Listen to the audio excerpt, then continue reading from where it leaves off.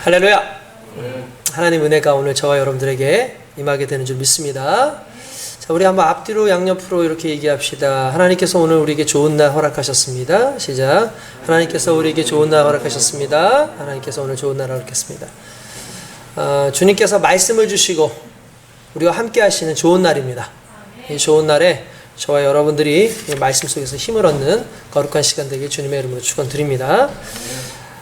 지난주에 조용기 목사님께서 이제 별세하셨습니다. 우리는 특별히 이제 순복음 교회죠. 우리 순복음 교회에는 우리 조용기 목사님의 영향력이 상당히 큽니다. 그래서 조용기 목사님께서 정말 우리 교단을 부흥시켰다. 아니 한국 교회를 상당히 부흥시켰다 해도 그 말에 이의를 달 사람이 없을 만큼 솔직히 조영기 목사님의 어떤 영적 능력이나 권위는 아주 대단합니다. 그분이 돌아가시고 나서 많은 사람들이 슬퍼하고 특별히 그분의 말씀을 통해서 은혜를 받아왔던 많은 성도들이 좀 안타까워하는 부분들이 있지만 저는 한편으로 그런 생각합니다. 오히려 이제 적당한 때에 하나님께서 부르시고 그렇게 가신 것 같다라는 그런 생각이 듭니다. 이제 시대가 변하고 나름대로 세월이 지나면서 조용기 목사님의 그 열정적인 그 목회의 그 시대가 있는가 하면 이제 또 새롭게 우리에게 주어져 있는 또 도전과 또 하나님께서 계획하신 그 뜻을 이루기 위한 그 사명들이 오늘 우리에게 주어져 있는 줄 믿습니다. 솔직히 아무리 좋은 것이라 할지라도 아무리 대단한 것이라 할지라도 시간이 지나면 다 지나가죠. 그런데 그것이 옳은 것이 오히려 우리의 삶 가운데 너무 기준처럼 되어 있었던 어떤 삶의 형태가 오히려 우리를 발전하는 데 방해하는 요소가 될 수도 있어요. 이제 우리의 신앙은 이제 우리에게 주어진 우리의 믿음을 따라서 말씀 안에서 새롭게 개척되어야 될 줄로 믿습니다. 그래서 조 목사님 그동안 정말 고생 많으셨고 이제 돌아가시는 것이 좀 아쉬움은 있지만 그러나 이제 우리에게 펼쳐진 또 우리에게 허락되어진 그 믿음의 그 영향을 잘 내세우기 위해서 애쓰고 노력하는 저와 여러분 되시길 주님의 이름으로 축원드립니다. 항상 하나님께서는 이 어려운 시기에 믿음의 사람들을 쓰시죠. 우리나라가 6.25 이후에 상당히 어렵던 시절에 우리에게 그래도 힘이 되었던 것은 결국 주님 안에서의 복음이었습니다. 복음을 통해서 우리가 힘을 얻었고 어려운 시절에 특별히 이 나라 이민족을 위해서 기도했던 수많은 크리스찬들이 있는데 조영기 목사님 같은 경우도 결국은 이 어려운 시기에 함께 복음 안에서 믿음 안에서 성령 운동으로 크게 쓰임받은 하나님의 종이었다는 걸 믿습니다.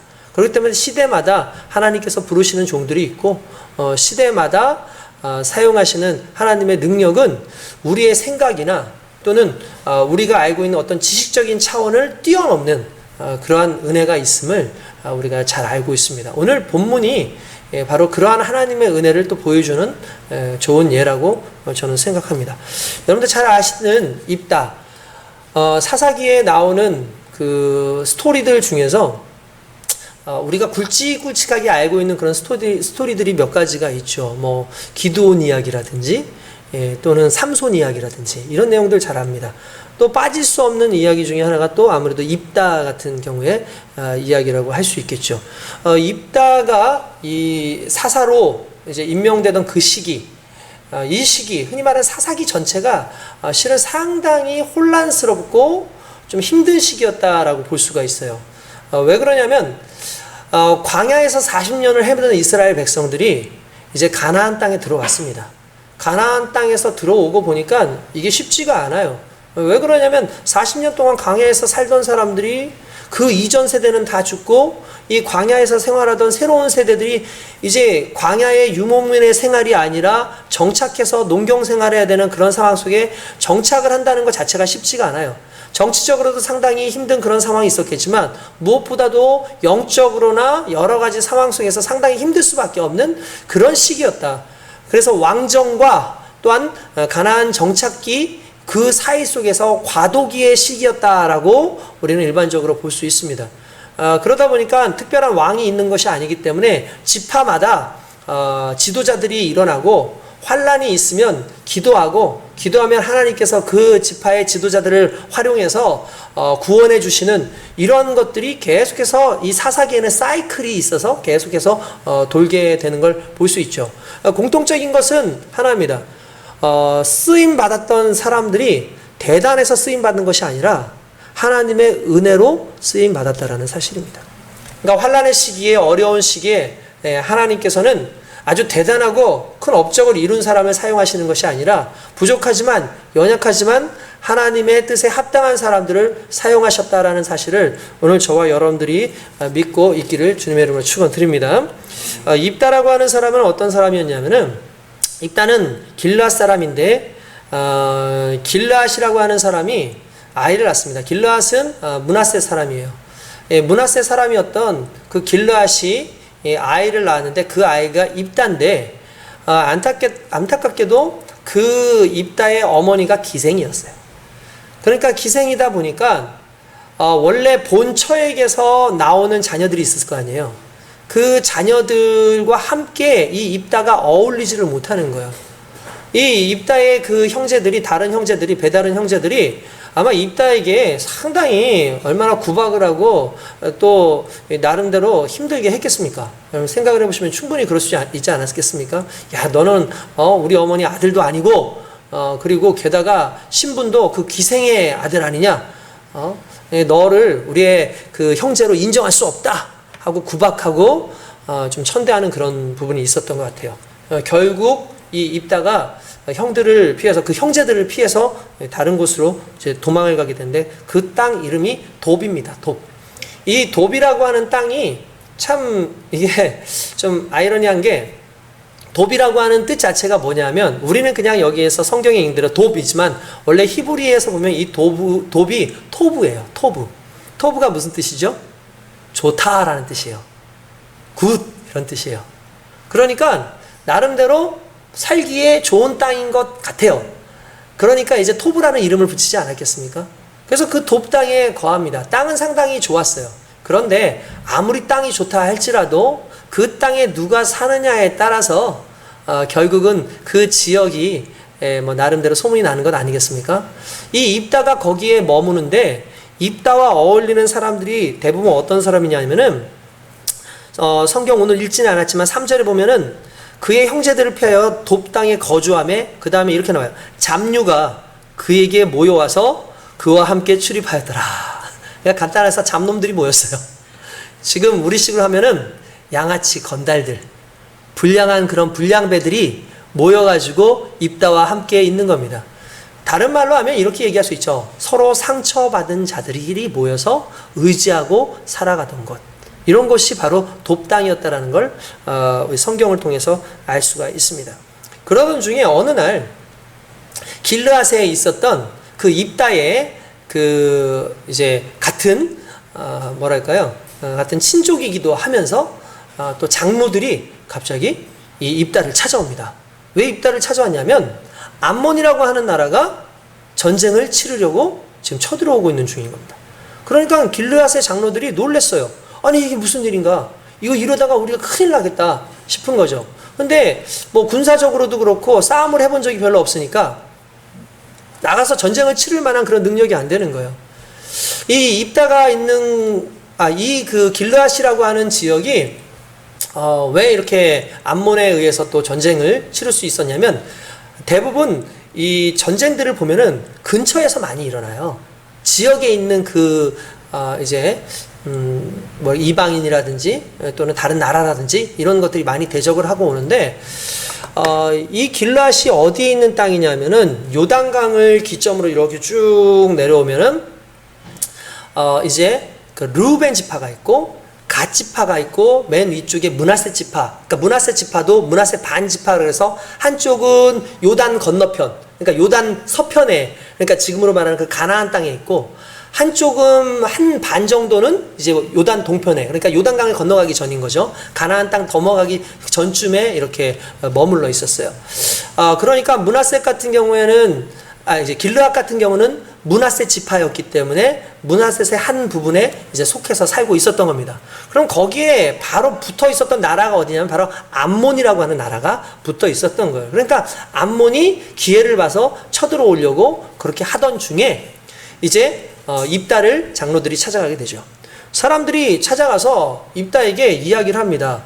야, 우리를 도와달라. 당신이 우리의 장관이 되어서 이 위기를 좀 구원해달라라고 얘기를 합니다. 여러분, 인생이 그렇습니다. 솔직히 인생이라는 것이 정말 참 우스꽝스럽게 자기를 내어쫓은 사람들이 오히려 자기에게 도움을 구하는 게 이게 인생이에요. 솔직히 사람은 어떤 삶을 어떻게 살지 정말 전혀 모를 수 있습니다. 자기를 정말 천대하고 자기를 멸시했던 그 사람들이 이제는 와서 자기에게 도움을 요청하는 이런 모습이 있다는 거죠. 여러분들이요, 세상을 살면서 여러분들 스스로가 낙심하고 낭망하고 살만한 수많은 일들이 있지만 한 가지 확실한 것은 하나님께서는 그때에도 우리에게 기회를 주시고 하나님께서는 그때에도 우리를 통해서 하나님의 큰 일을 사용하신다는 걸 믿으시길 주님의 이름으로 축원드립니다. 나름대로 이 사람들은 낙인을 찍고 살죠. 실제 이 입다 같은 경우도 낙인 찍혀서 사는 그런 사람 아니었습니까? 너는 기생의 아들이야. 너는 여기 있을 만한 놈이 아니야. 너는 말이야 잡놈이야. 이렇게 얘기를 하면서 이 사람을 무시하죠. 솔직히 그러한 무시나 이러한 낙인들은 그 사람으로 하여금 부정적인 부분으로 더 강화시키는 게 일반적으로 낙인 효과의 특징인 겁니다. 그러나 중요한 건 이 낙인으로 찍혔다고 해도 하나님이 만지시고 하나님이 함께 하시면 세상의 눈으로 찍혀있는 낙인은 아무런 의미가 없다는 거예요. 오히려 세상 사람들이 말하고 있는 그 연약함이나 나약함이 하나님 쓰시기에 너무나 좋은 그러한 오히려 도구가 되기도 하고 조건이 되기도 한다는 거예요. 하나님은 큰 자를 사용하시기보단 적은 자를 사용하십니다.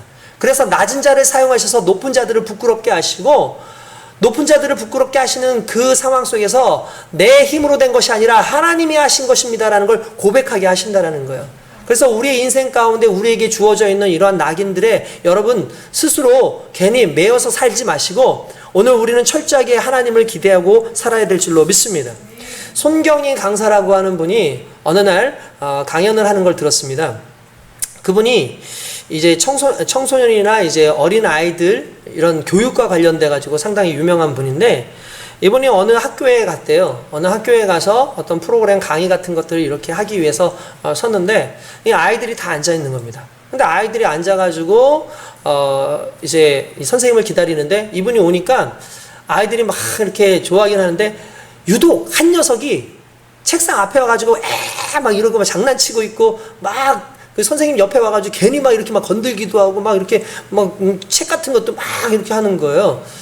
그런 애들 있잖아요, 실제로. 그런 애들 있어요. 제가 어제 그 프로그램 하나를 맡은 게 있어가지고 제가 어떤 프로그램을 하기 위해서 갔는데 그 애들이 좀 저학년 애들이 많이 있었는데 저학년 애들 중에 대부분의 아이들은 다 말을 잘 듣더라고요. 근데 유독 한 놈이 와가지고 막 그러니까 업기도 하고 제 옆에 와가지고 말하고 있는데 뒤에서 괜히 저 한번 찔러보기도 하고 막 장난치는 거예요.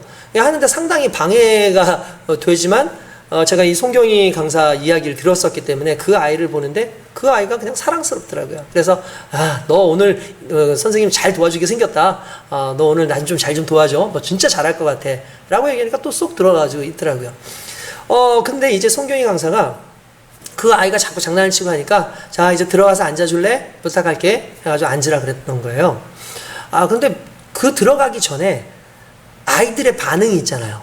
얘가 막 앞에서 장난치고 그러니까 선생님을 막 화나게 하니까 애들이 뭐라 그러냐면 제가 엄마 없는 애예요. 쟤 거짓말도 잘하고요. 쟤 공부도 못해요. 이렇게 얘기를 하는 거예요.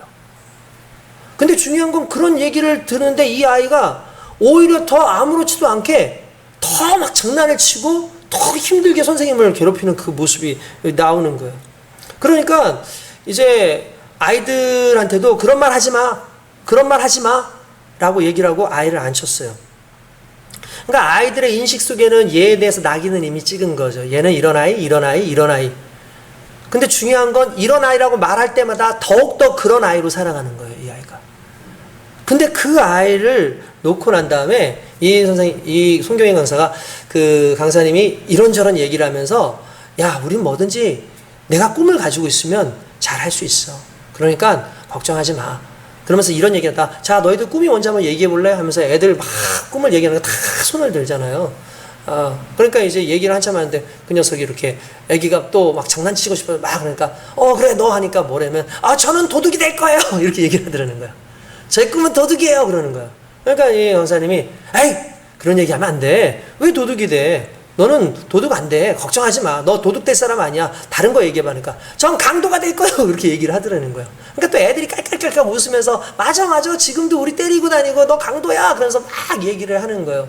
그러니까 이 강사님이 아이들한테 다들 조용히 해. 다들 조용히 해. 그러면서 이 아이한테 얘기하면서 너는 절대로 강도가 될 아이가 아니야. 너는 정말 크게 될 수 있어. 지금 너 스스로가 자꾸 스스로를 지금 잘 못할 거라고 생각하고 그러는데 아니야. 넌 분명히 잘할 수 있어. 넌 그런 능력이 있어. 라고 얘기를 이렇게 하는 거예요. 그러니까 다시 한번 얘기해봐. 뭐가 되고 싶어? 그러니까 아이가 머리를 끌적끌적거리는 남자는 저는 경찰이 되고 싶어요. 이렇게 얘기를 하더래요. 그러니까 거기 있는 수많은 아이들이 깔깔깔하면서 막 웃으면서 자기가 경찰 되고 싶대. 경찰 되고 싶대. 그러니까 이 송경에서 오히려 역으로 맞아. 야 그거 진짜 좋겠다. 정말 좋은 꿈이다. 넌 정말 좋은 경찰이 될 수 있을 것 같아. 너는 정말 훌륭한 경찰이 될 수 있을 것 같아. 너의 경찰 되는 건 선생님도 응원할게. 너희들도 응원할 거지. 박수 한번 쳐니까 애들이 와 하고 막 진짜 우라 같은 박수를 막 쳐주더라는 거예요. 한참 막 쳐주고 있는데 조금 있다가 보니까 이제 막 얘기를 했는데 애가 이렇게 엎어져 있는 거야. 엎어져 있어가지고 있는데 꼭 그때 옆에서 말하는 애들 하나씩 있잖아요. 선생님 걔 울어요. 그렇게 얘기를 하더라는 거예요. 그래서 왜 울어? 왜 울어? 그러는데 얘가 또 이렇게 쿡 하면서 지가 얘기를 못하고 옆에 친구가 이렇게 말하는 게 뭐냐면 태어나서 처음으로 박수를 받아봤대요. 태어나서 처음으로 박수를 받아봤는데 너무 좋더래요. 그게 너무 좋더래요. 그래서 자기가 마음을 먹었대요. 진짜 경찰이 돼야겠다. 응원을 받으니까 경찰이 돼야겠다. 사람들은 자기를 이런 사람 저런 사람으로 낙인을 찍지만 그 낙인에 의해서 내가 살아가는 건 아니에요. 그 하나님 이 부분을 우리가 믿음 안에서 보면 하나님은 오히려 세상의 관점에서 낙인 찍힌 사람을 하나님의 관점으로 돌려가지고 힘 주시고 은혜 주시고 하나님의 일꾼으로 온전히 사용하시는 믿습니다. 입다라고 하는 사람이요 얼마나 무시를 당했겠습니까? 그런데 하나님은 그를 사용하기로 하셔요. 그러니까 사람들이 장로들이 와서 우리의 장관이 되어줘. 간단하면 우리의 지도자가 되어줘 라고 얘기죠. 아니 언제는 나를 내쫓을 때는 언제고 이제 와서 나한테 이렇게 하느냐라고 얘기를 합니다. 그러니까 장로들이 다른 얘기 안 해요. 네가 이번에 전쟁에서 승리만 해준다면 너는 우리 이 길르앗에 와서 너가 지도자로서의 역할을 해주고 우리가 너희를 섬기겠다. 너를 섬기겠다 라고 그렇게 이야기를 하는 겁니다. 입다가 얼마나 신이 났겠어요. 기대방 걱정도 됐겠죠. 그런 상황이 온 거예요. 내가 나를 생각하면 난 아무것도 아닌데 난 진짜 이렇게 진짜 잡놈 중에 하나인데 라고 생각할 수 있을지 모르지만 입다의 마음 가운데 믿음이 조금씩 들어오기 시작했다는 거예요. 그래서 하나님을 찾기 시작해요. 하나님 도와주십시오. 그러면서 말끝마다 하나님께서 이 사람들을 나에게 붙여주신다면 하나님께서 이 사람들을 나에게 붙여주신다면 내가 너희들의 지도자가 될 수 있겠느냐? 그러니까 물론이다 라고 그렇게 얘기를 하죠. 결국 그 마음 가운데 하나님에 대한 기대가 있었던 거예요. 여러분 세상 가운데에서요 세상 사람들의 눈과 우리 믿음의 눈은 좀 달라야 되지 않겠습니까? 우리가 예수님을 무슨 예수님이라 부르죠? 지역 이름 넣어서 나사렛 예수 이렇게 얘기하지 않습니까? 나사렛 예수. 나사렛 예수가 왜 나사렛 예수라고 했을까요? 예수님을? 우리가 지금도 나사렛 예수 그러잖아요. 왜 나사렛 예수라고 하냐면은 전에도 말씀드렸는데 당시에 예수라는 이름이 어마어마하게 많았어요. 이미 예언서에서 구원자가 나타난다. 메시아가 나타날 것이다 라고 얘기를 한 거예요. 그러니까 여자들이 애만 낳으면 너나 나나 할 거 없이 예수라는 이름을 많이 붙였어요. 왜냐하면 예수라는 뜻 자체가 구원한다, 구원자라는 의미를 가지고 있거든요. 그러니까 이름이 워낙 많아요. 그러니까 예수님에 대해서 특정하게 우리가 믿는 그리스도 예수라는 걸 설명하기 위해 가장 좋은 거는 나사렛 출신 예수님이라는 말이 중요하죠. 그러면 나사렛 출신 예수님이라는 내용 자체를 생각했을 때에 그냥 일반적으로 나사렛이라는 뜻으로만 그냥 끝났을까? 그게 아니었어요. 나사렛이라는 곳이 그 당시에는 이제 어떤 동네였냐면은 나사렛이 그 로마 사람들이 와서 신도시를 만들었어요. 그러니까 우리 같은 경우에는 신도시 만들면은 땅값이 어떻게 돼요? 쭉쭉 올라가죠. 그리고 사람들이 많이 모이잖아요. 그러면 사람들이 살잖아요. 근데 이스라엘 사람들에게 있어서 나사렛은 좀 천대받는 곳이었어요. 당시에는 시골 같은 데에서 갑자기 이제 어느 날 갑자기 로마 사람들이 와가지고 건설을 하기도 하고 막 이러니까 조금 천대받는 그런 곳일 수밖에 없는 게 이방인들이 또 많이 모일 수밖에 없는 곳이기 때문에 이 나사렛에 대한 이미지가 좋지 않을 수가 있었다는 거죠. 그런데 성경에 보면은 어떻게 되냐면은 이 나사렛에 대한 원어가 나오는 것이 어디냐면은 이사야서 11장 1절에 보면 이런 말이 나와요. 이새의 줄기에서 한 싹이 나며 그 뿌리에서 한 가지가 나서 결실할 것이라. 들어보셨죠? 메시아 예언이죠. 아시죠? 그래서 이새의 뿌리가 누굽니까? 다윗이고 다윗에게서 또 나오는 게 예수 그리스도의 계보잖아요. 그러니까 결국 이새에게서부터 나오는 한 가지가 있는데 그로 말미암아 결실을 이룰 것이다라는 건 메시아 예언에 대한 부분이에요. 근데 여기서 나오는 한 가지라는 그 단어가요. 뭐냐면 넷제르예요. 넷제르가 가지라는 뜻이고 이 넷제르에서 파생된 게 나짜르고 나짜르의 표기식이 나사렛이에요. 그러니까 무슨 말이냐면은 이건 예수님께서 나사렛이 된 건 나사렛 예수님인 건 단순히 그냥 우연치 않게 그 동네에 살았기 때문이 아니라 예언의 성취인 거예요. 결국 이새의 뿌리에서 한 가지에서 결실을 맺을 한 분이 나올 것이다 라는 것에 대한 정확한 표현인데 그러면 이 가지라는 것이 무슨 의미인 줄 아십니까? 연약함을 의미하는 거예요. 나약함을 의미하는 거예요. 상당히 보잘것없음을 의미하는 거예요. 그러니까 예수님은 보잘것없는 곳에 있고 심지어 사람들이 뭐라고 예수님에 대해서 말하냐면 나사렛에서 무슨 선한 것이 나오겠느냐 그렇게 얘기했어. 무슨 말이냐면 거기는 기대할 수 있는 동네가 아니다라고 얘기를 한 거죠. 근데 하나님께서는 기대할 수 없는 정말 어린 가지 같은 연한 순 같은 그 나사렛의 예수 그리스도를 사용하셔서 온 인류를 구원하시는 놀라운 역사를 만드셨다는 거예요. 세상의 관점이 우리를 만드는 것이 아니라 하나님의 관심과 하나님의 관점과 하나님의 계획이 결국 우리를 이끌어간다는 사실을 믿으시길 주님의 이름으로 축원드립니다. 결국 입다에게도 하나님께서 그렇게 임하신 거죠. 그래서 입다가 알겠다. 그래서 암몬 왕을 찾아가요. 도대체 너희 왜 우리에게 이렇게 쳐들어오려고 하느냐라고 했더니 이런 얘기를 합니다. 과거에 너희가 우리 땅 다 뺏지 않았냐. 그래서 지금 되찾으려고 하는 것이다 라고 얘기합니다. 이 내용이 무슨 말이냐면은 이스라엘 백성들이 애굽에서 탈출을 하죠. 탈출을 한 다음에 가나안 땅까지 들어가기까지 상당히 오랜 시간이 걸립니다.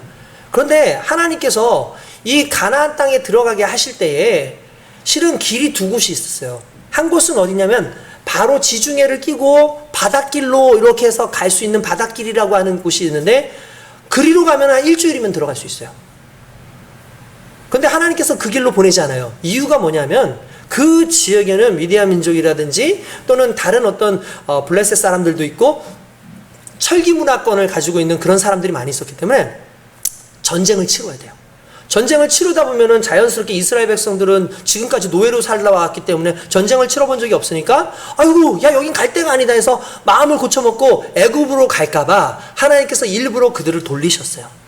돌리시고 조그만 일부터 하나씩 작은 전쟁 하나씩 해서 이스라엘 사람들로 강하게 하시고 40년이라는 시간이 지나서 오히려 바닷길이 아닌 한참 돌아가서 대로를 통해서 갈 수 있도록 하셨는데 그 대로가 왕의 도로라고 하는 킹스 하이웨이라고 하는 그 도로예요. 그 도로를 통해 가지고 결국 이 가나안 땅 여리고 그 위쪽 요단강 쪽을 건너가게끔 하시는데 이제 건너가려고 이제 준비가 돼서 건너가려고 하는데 그 건너가는데 이스라엘 백성들에게 장애가 생겼어요. 그게 뭐냐면 그 길에 에돔, 모압, 암몬이 같이 살고 있는 거야. 쫙. 근데 이들이 갈 곳은 어디예요? 이 사람들이 가야 되는 곳. 가나안 땅이에요. 그들은 그냥 가나안만 들어가면 돼요. 거기에 관심 있는 게 아니었기 때문에. 그래서 얘기합니다. 에돔 사람들한테 우리에게 길을 내다오. 안 된다. 모압 사람들한테 우리한테 길을 내다오. 안 된다. 암몬 사람들한테도 우리한테 길을 내달라는 거 안 된다 라고 얘기를 합니다. 왜 그러냐면 소문을 들었어요. 이스라엘 사람들이 가는 곳마다 연전연승이래. 저들이 오면은 혹시 우리를 빌려달라 그래놓고 우리를 죽일지도 몰라. 아마 그런 두려움이 있었던 것 같아요. 그러니까 이스라엘을 믿지 못했다라고 성경에 나와요. 그러니까 이스라엘을 믿지 못했어요. 그래서 그 길로 가는 걸 다 막아요. 근데 우리 하나님은 보통 하나님이 아니신 거죠. 막는 것들을 어떻게 하십니까? 다 쳐버려요. 결국 에돔 치고 모압 치고 암몬을 쳐가지고 지금의 그 이스라엘 땅으로 들어가게 하셨다는 거죠. 그래서 그 암몬 땅 중에 상당수가 또 그 이스라엘 백성들한테 빼앗기게 되는 그런 안타까움이 있었는데 그 상황에서 무려 300년이 지난 상황이 된 거예요. 그러니까 암몬이 야 이미 300년이나 지나고 했는데 왜 이제 와서 우리를 지금 괴롭히는 거야? 라고 얘기를 하죠. 이 암몬 사람들이 왜 괴롭혔겠습니까? 첫째는 자기네 힘이 세졌어요. 그리고 또 한 가지는 길르앗 사람들이 약해 보여요. 지도자도 없대요. 만만해 보이는 거예요. 그러니까 어떻게 됩니까? 전쟁을 한번 해볼 만하다고 생각을 하죠. 여러분 우리 삶 가운데 고난은요 멀리서 오지 않아요. 항상 근처에서 와요. 우리가 약해졌을 때, 우리의 삶 가운데 상당히 문제가 뭔가 생겼을 때, 그때 우리 삶 가운데 고난이나 위험은 어느 날 갑작스럽게 온다는 거야. 근데 놀라운 사실은 그 위험이 왔을 때 하나님은 우리를 그냥 버려두지 않는다는 겁니다.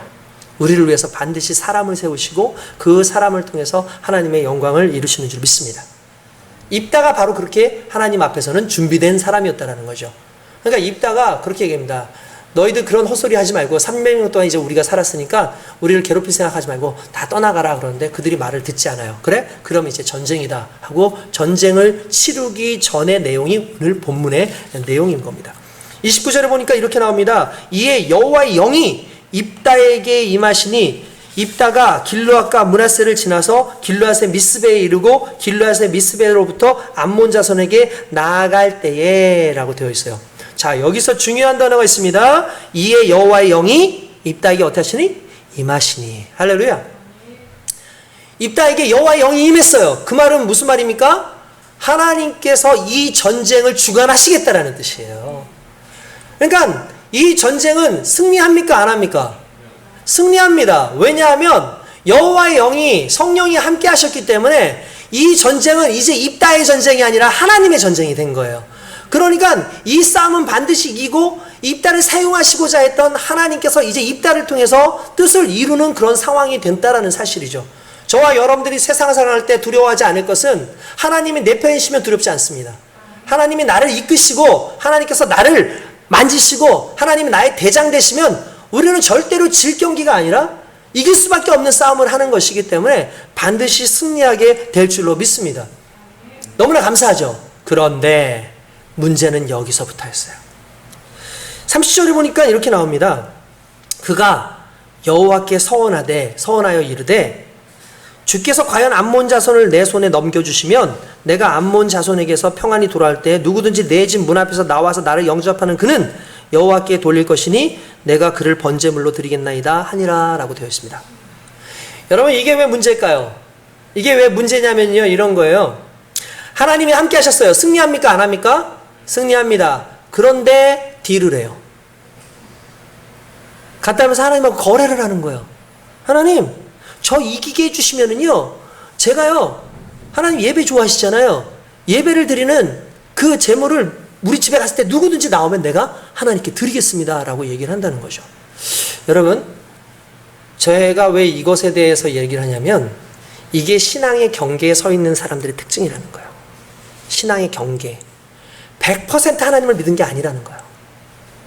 하나님과 나름대로 딜을 하잖아요. 하나님 이렇게 해주시면 제가 이렇게 할게요. 여러분들 그런 경우 많이 있잖아요. 하나님 내가 이렇게 하시면 내가 이렇게 하나님을 섬기겠습니다. 이렇게 하면 하나님을 섬기겠다. 믿음은요 이런 거예요. 하나님 그리 아니하실지라도 당연히 하나님을 섬기겠습니다. 그런데 입다는 나름대로 계산을 한 거죠. 놓치고 싶지 않은 적이 너무 간절했겠죠.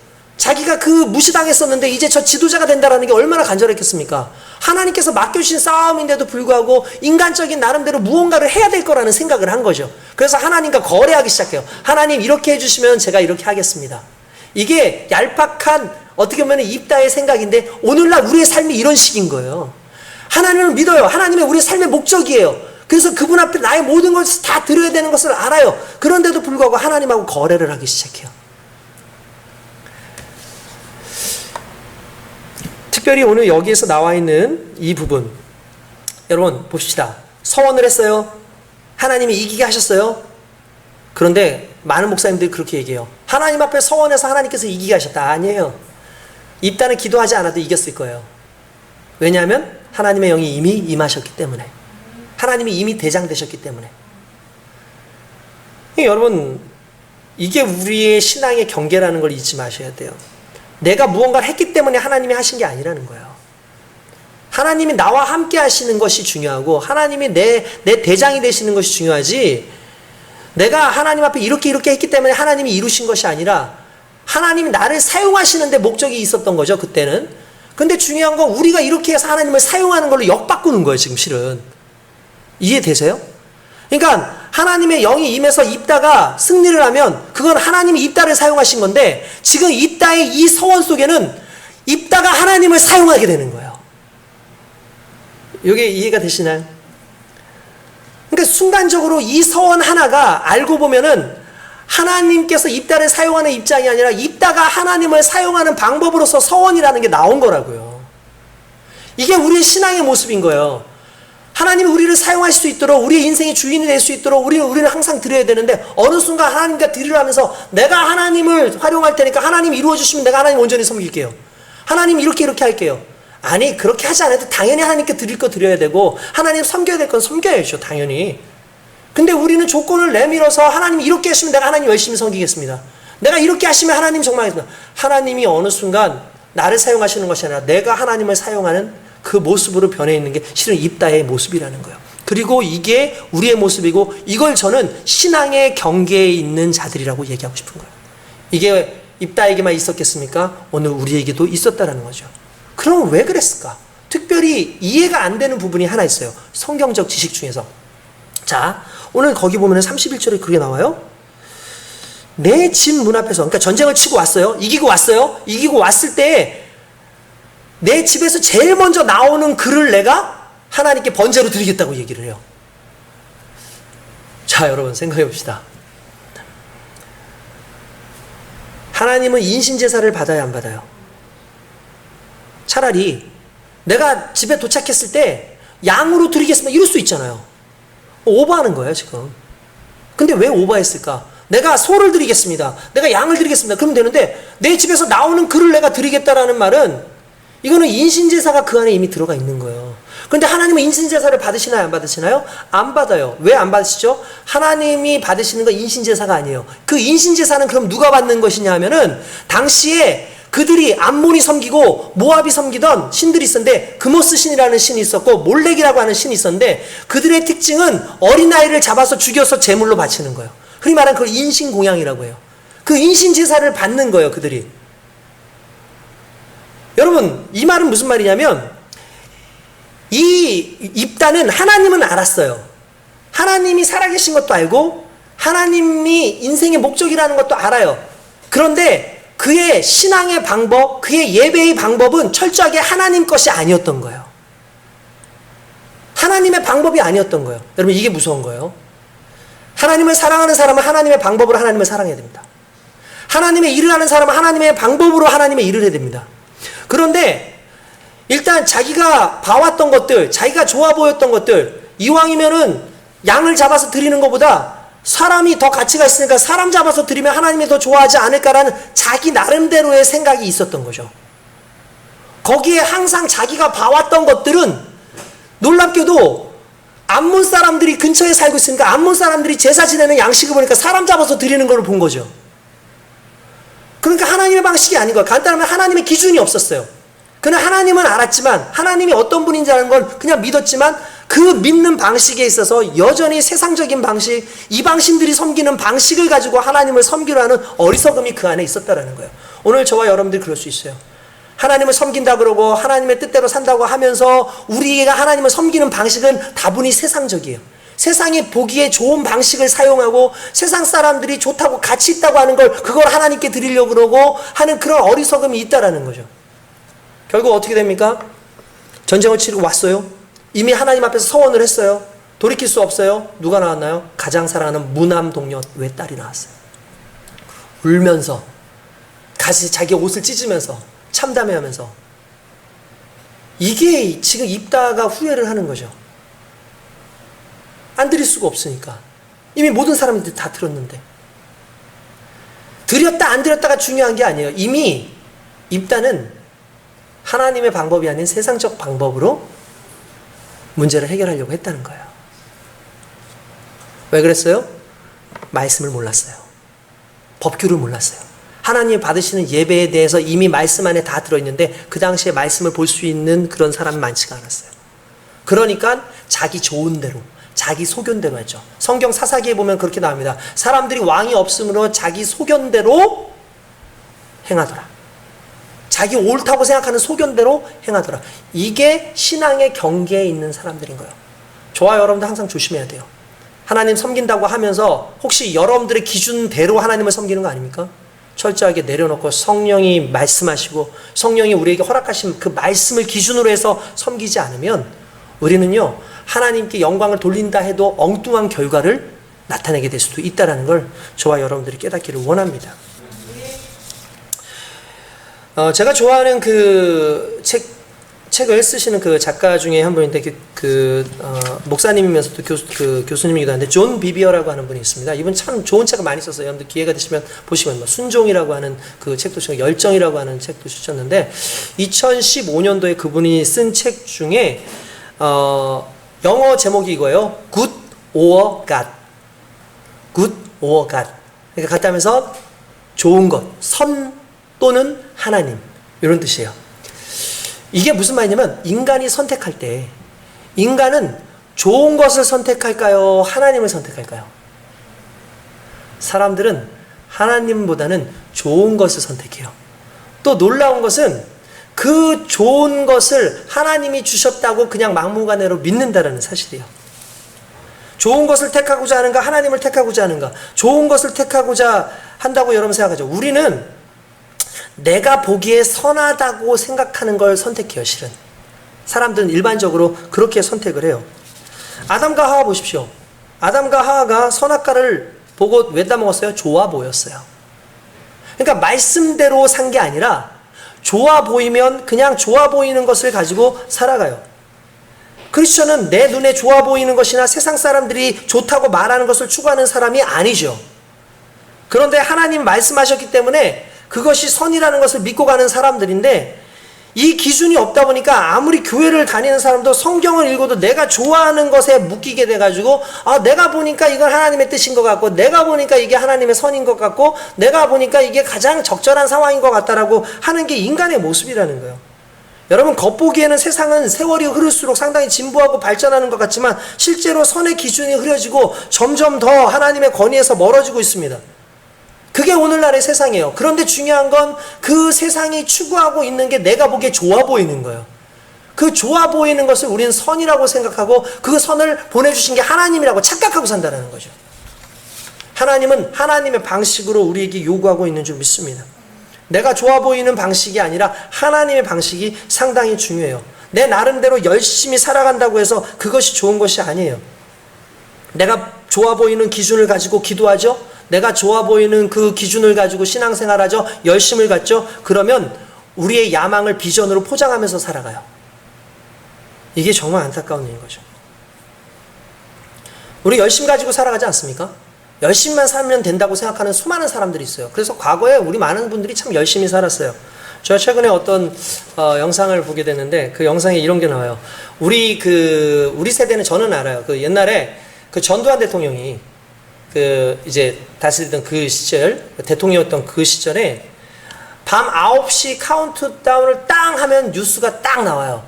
그러면 제일 먼저 나오는 멘트가 뭔지 아십니까? 오늘 전두환 대통령은 그 얘기가 나와요. 그러니까 무슨 말이냐? 오늘 전두환 대통령이 이거 했다, 저거 했다, 이거 했다, 저거 했다, 그렇게 얘기를 하는 거예요. 그러고 난 다음에 대충 얘기가 끝나고 나면은 무슨 얘기가 하냐면 한편 이순자 여사는 이러고 나와요. 그래서 옛날에 땡전이라고 했어요. 땡전.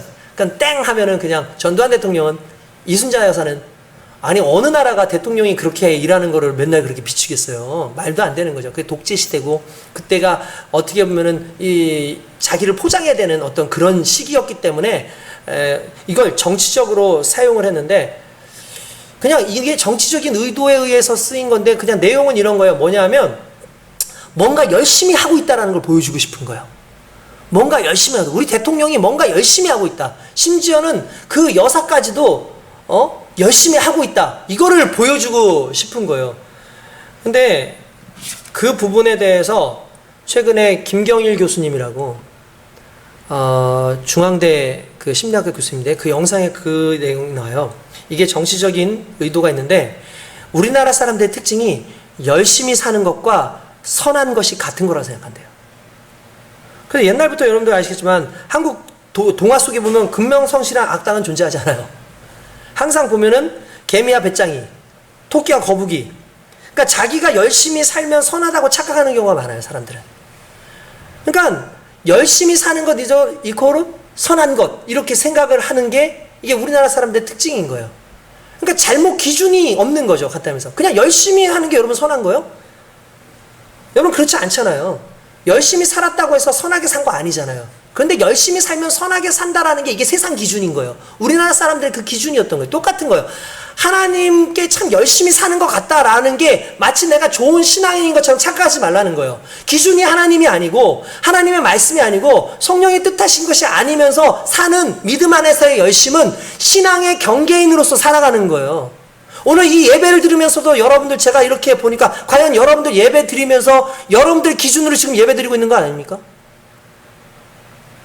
정말 하나님이 보고 싶어 하시는 그 예배의 기준으로 예배를 드리는 것이 아니라 여러분들 보기에 좋을 대로 예배를 드리고 있는 건 아닌가요?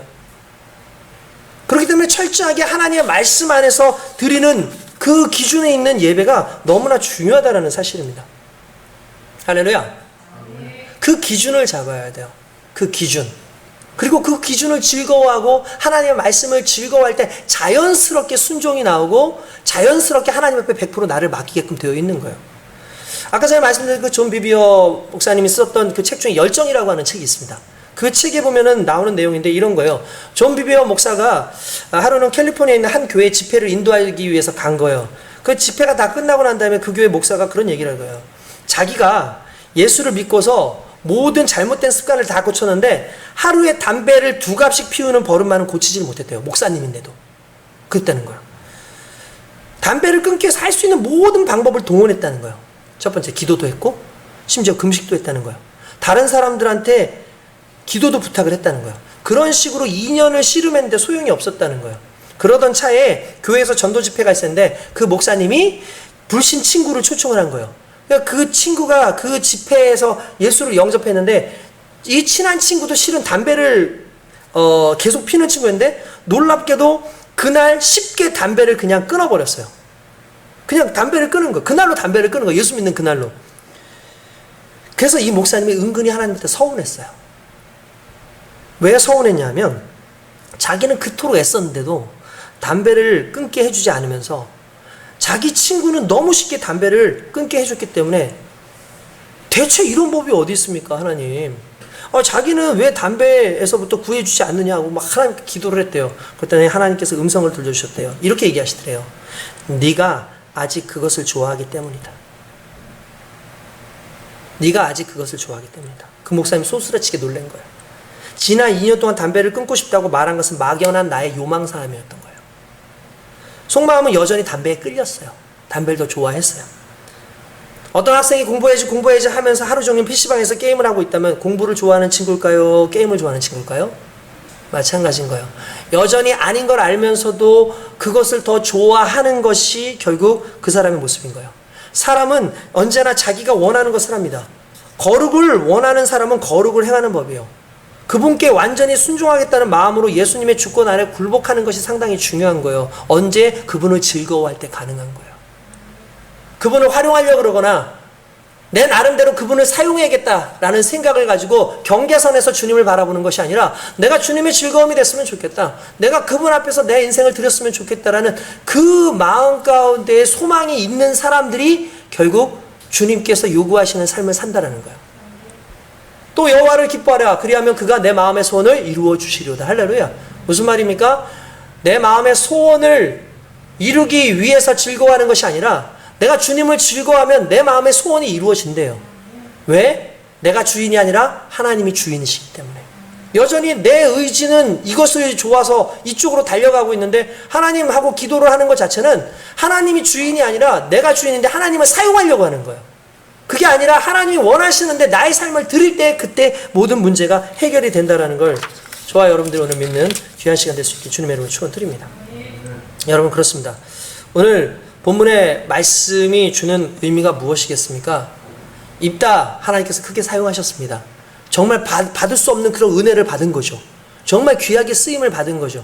그런데 귀하게 쓰임은 받았지만 여전히 귀하게 쓰임 받는 그 모든 과정 속에도 하나님의 부르심 받는 신앙인의 모습에 있음에도 불구하고 여전히 세상의 경계 속에 있는 사람이에요.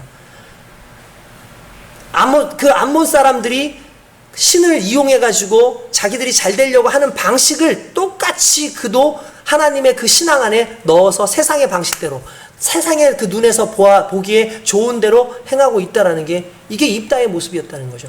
근데 저와 여러분들이 아니라고 할 수 없다는 거예요.